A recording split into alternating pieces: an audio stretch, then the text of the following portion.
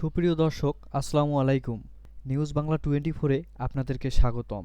প্রথমেই জানিয়ে দিচ্ছি সংবাদ শিরোনাম। জামায়াত আমিরের হাটে ব্লক, জরুরি সার্জারির সিদ্ধান্ত।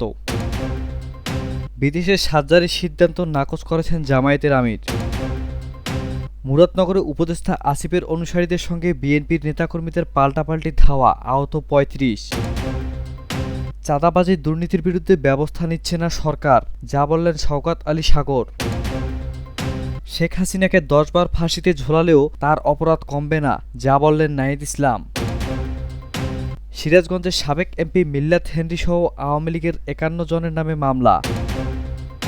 গোপালগঞ্জে এনসিপির সমাবেশে হামলার ঘটনায় আরও একটি মামলা, আসামি ৪৭৭ জন।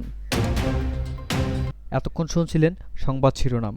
পুরো খবর পেতে ভিডিওটি শেষ পর্যন্ত দেখুন। সর্বশেষ খবর পেতে চ্যানেলটি সাবস্ক্রাইব করুন। এবার বিস্তারিত। জামায়াতে ইসলামীর আমির ডক্টর শফিকুর রহমানের হাটে একাধিক ব্লক ধরা পড়েছে। জরুরি ভিত্তিতে তার বাইপাস সার্জারির সিদ্ধান্ত নিয়েছেন চিকিৎসকরা। বুধবার এ তথ্য নিশ্চিত করেছেন জামায়াতের আমিরের পিএস মোহাম্মদ নজরুল ইসলাম। সাংবাদিকদের তিনি বলেন, সোহরাওয়ার্দী উদ্যানে দলের জাতীয় সমাবেশে বক্তৃতাকালে আচমকা মঞ্চে পড়ে যাওয়ার পর থেকে তার নানা পরীক্ষা নিরীক্ষা করা হয়েছে। এর ধারাবাহিকতায় বুধবার এনজিওগ্রাম হয়। কার্ডিওলজিস্ট ডক্টর মনিরুজ্জামানের অধীনে সম্পূর্ণ হয় এনজিওগ্রামের। তার হাটে ৩টি মেজর ব্লক ধরা পড়ে। চিকিৎসকরা এনজিওপ্লাস্টি না করে বাইপাস সার্জারির পরামর্শ দিয়েছেন। তিনি জানান, দলীয়ভাবে জামায়াত আমিরকে দেশের বাইরে পাঠানোর চিন্তা করা হচ্ছিল, কিন্তু তিনি এটি নাকচ করেছেন। জানিয়েছেন, দেশের চিকিৎসার প্রতি তার পূর্ণ আস্থা রয়েছে, তাই দেশেই জরুরি ভিত্তিতে এখন তার বাইপাস করার সিদ্ধান্ত হয়েছে। তিনি আরও জানান, দলীয়ভাবে আলাপ আলোচনা শুরু হয়েছে। ডক্টর শফিকুর রহমান এবং তার পরিবার দেশবাসীর কাছে দোয়া চেয়েছেন। কুমিল্লার মুরাদনগরে স্থানীয় সরকার, পল্লী উন্নয়ন ও সমবায় মন্ত্রণালয়ের উপদেষ্টা আসিফ মাহমুদ সজীব ভুঁইয়ার বিরুদ্ধে অপপ্রচার ও ষড়যন্ত্রের প্রতিবাদে করা বিক্ষোভ মিছিল ও সমাবেশে হামলা করার অভিযোগ উঠেছে বিএনপির নেতাকর্মীদের বিরুদ্ধে। ঘটনার পর দুই পক্ষের নেতাকর্মীদের মধ্যে পাল্টাপাল্টি ধাওয়া, ইটপাটকেল নিক্ষেপ ও সংঘর্ষের ঘটনা ঘটে। এতে ৫ সাংবাদিকসহ অন্তত ৩৫ জন আহত হয়েছেন। আসিফ মাহমুদের অনুসারীদের ভাষ্য, সাবেক সংসদ সদস্য ও বিএনপির ভাইস চেয়ারম্যান কাজী শাহ মোফাজ্জল হোসেন কায়কোবাদের অনুসারীরা তাদের উপর পরিকল্পিতভাবে হামলা করেছেন।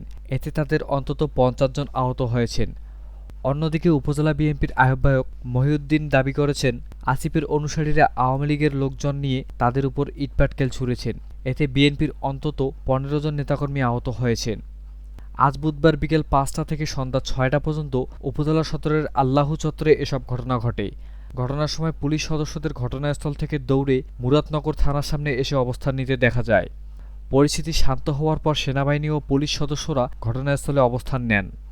পুলিশ এলাকাবাসী ও দুই পক্ষের নেতাকর্মীদের সঙ্গে কথা বলে জানা গেছে, গতকাল মঙ্গলবার বিকেলে উপজেলা সদরে উপদেষ্টা আসিফের পদত্যাগের দাবিতে বিক্ষোভ মিছিল ও সমাবেশ করেন বিএনপির নেতা কায়কোবাদের অনুসারীরা। ওই ঘটনার জেরে মুরাদনগর উপজেলার সর্বস্তরের জনগণ ব্যানারে উপদেষ্টা আসিফের বিরুদ্ধে অপপ্রচার ও ষড়যন্ত্রের প্রতিবাদে আজ বুধবার বিক্ষোভ মিছিল ও সমাবেশের আয়োজন করা হয়। আসিফের অনুসারীদের মিছিলটি বিকেল ৫টার দিকে স্থানীয় ডিএ সরকারি উচ্চ বিদ্যালয় মাঠ থেকে শুরু হয়ে আল্লাহু চত্বরের দক্ষিণ পাশে এসে সমাবেশে মিলিত হয়। এ সময় চত্বরের অপর পাশে উপজেলা বিএনপির কার্যালয়ের সামনে অবস্থান নেন কায়কোবাদের অনুসারীরা। দুই পক্ষের মাঝে পুলিশের অবস্থান ছিল।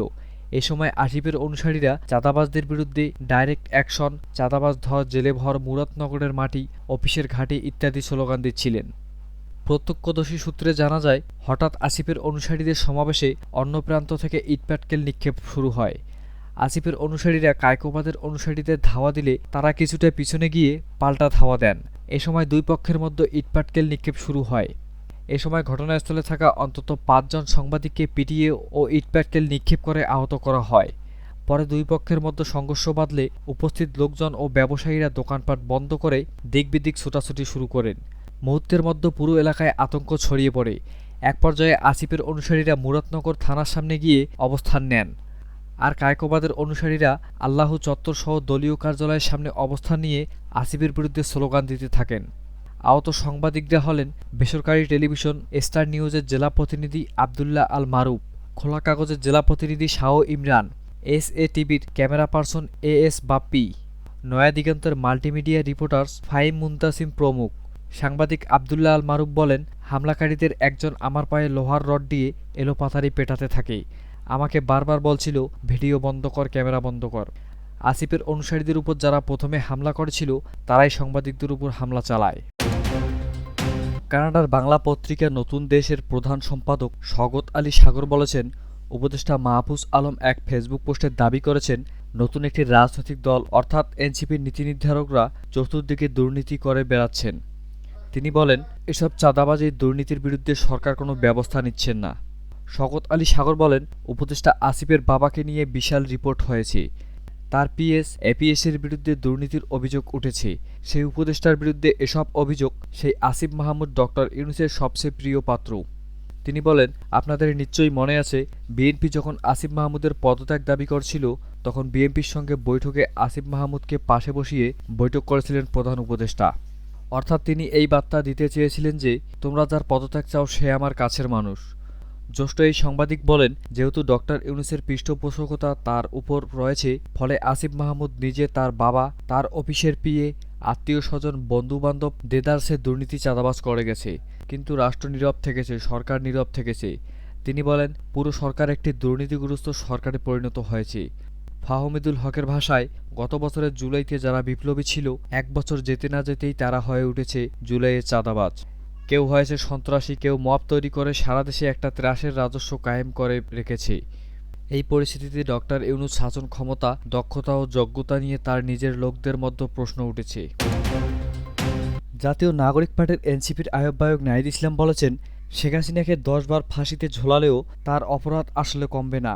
বাংলাদেশের মানুষ কখনো ক্ষমা করবে না শেখ হাসিনাকে, কোনোদিন ক্ষমা করবে না আওয়ামী লীগকে, কোনোদিন ক্ষমা করবে না কোনো ধরনের রিফাইন্ড আওয়ামী লীগকে।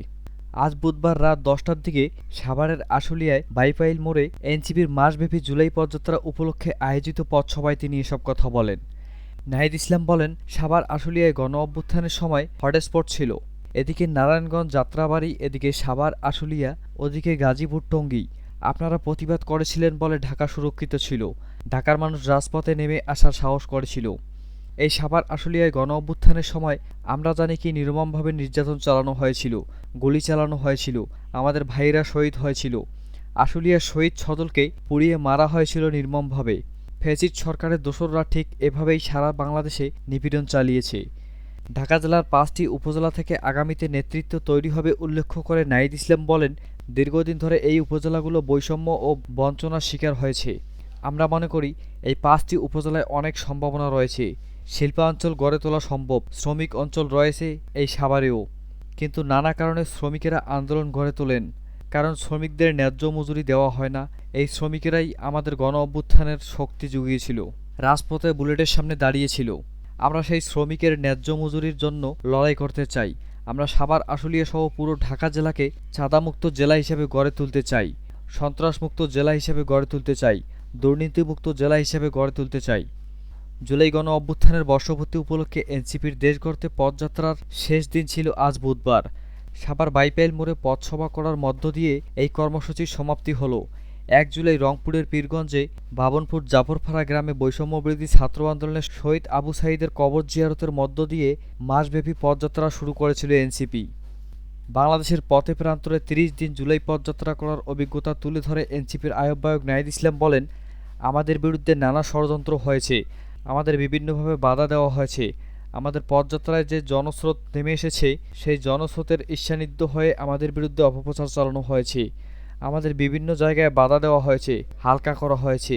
কিন্তু আমরা থেমে যাইনি, এই জনস্রোত থামানো যায়নি, পদযাত্রা থামানো যায়নি। ইনশাআল্লাহ আগামীর বাংলাদেশে, আগামীর ঢাকায় এনসিপির দিকে এই জনস্রোত থামানো যাবে না। পথসভায় আরও উপস্থিত ছিলেন এনসিপির মুখ্য সমন্বয়ক নাসির উদ্দিন পাটোয়ারি, সিনিয়র যুগ্ম সদস্য সচিব তাসনিম জারা, যুগ্ম মুখ্য সমন্বয়ক মেহরাব সিফাত, কেন্দ্রীয় সংগঠক ও ঢাকা জেলার প্রধান সমন্বয়ক রাসেল আহমেদ প্রমুখ।